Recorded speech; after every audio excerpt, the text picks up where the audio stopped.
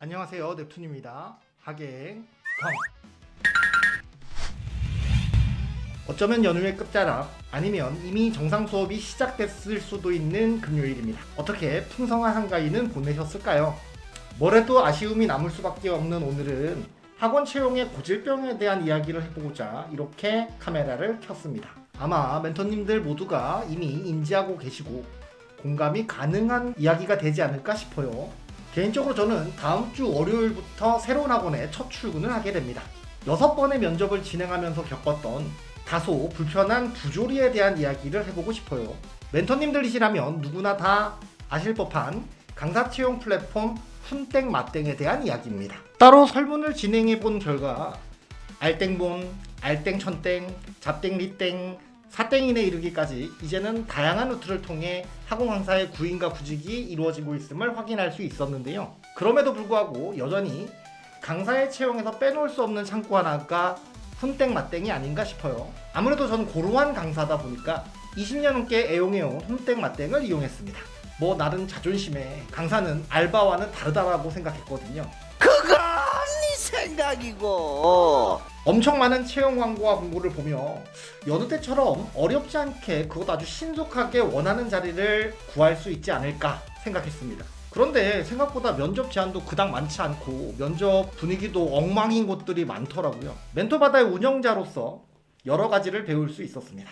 그럼 제가 느낀 문제점들을 한번 이야기해 볼까요? 첫 번째 문제점은 무효한 채용 공고가 너무 많다라는 겁니다.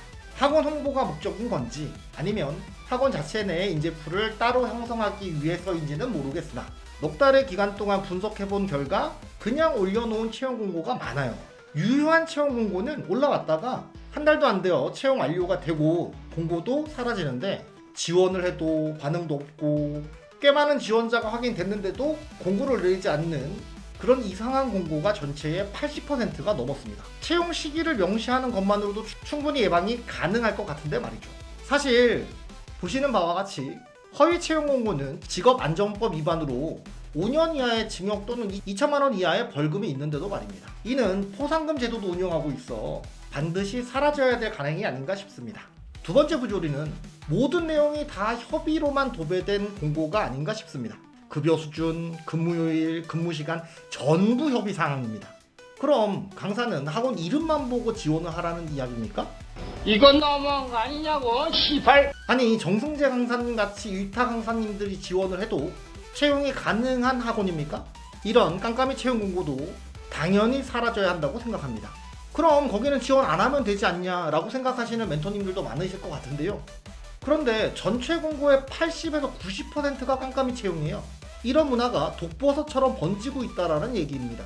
불투명한 채용 공고가 정보의 비대칭성을 유도하고 강사 입장에서는 무의미한 발걸음을 만들어버리니까 역시 없어져야 하는 게 마땅하다고 생각하는 거죠. 그래서 저희 멘토바다는 채용 시기, 급여, 요일, 시간 등의 근무 조건은 추후 협의는 가능하지만 필수 입력 사항으로 만들었습니다. 세 번째 문제는 사전 고지 없는 시간과 강사 테스트입니다. 뭐 강사가 면접을 갔으니까 시간은 어느 정도 당연하다라고 생각할 수는 있죠. 그럼에도 불구하고 먼저 예고하는 일이 그렇게 어려운 일일까요? 아무 정보도 없이 덜컥 면접 요청만 해놓고 막상 조건을 제대로 알았으면 면접부터 거절했을 현장에서 굳이 평가까지 받고 싶지는 않죠. 현장 시범 강의의 여부는 면접 요청에 응할지 말지를 결정하는 커다란 요소라고 생각합니다.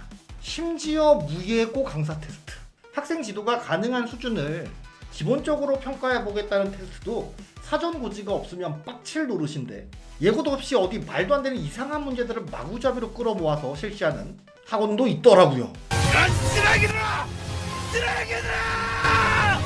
물론 대부분의 멘토님들은 안 그러시겠지만 일부 몰지각한 학원들이 시강으로 또는 테스트로 강사를 까내려서 면접에서 우위를 차지하려는 태도, 악습 중에 악습이 아닐 수 없습니다.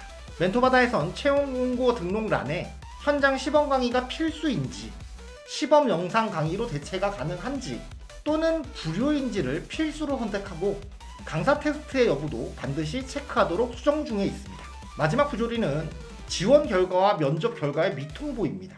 지원을 받았으면 이력서가 우리 학원하고는 안 맞아요. 최소 면접까지 봤으면 불합격 통보라도 해줘야 되는 게 아닌가 싶은데요. 저는 6군데 중 친절했던 3군데에서만 피드백을 받았습니다.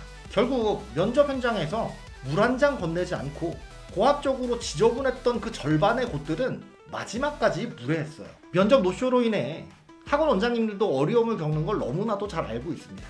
저도 10년 넘게 원장 생활을 했었으니까요.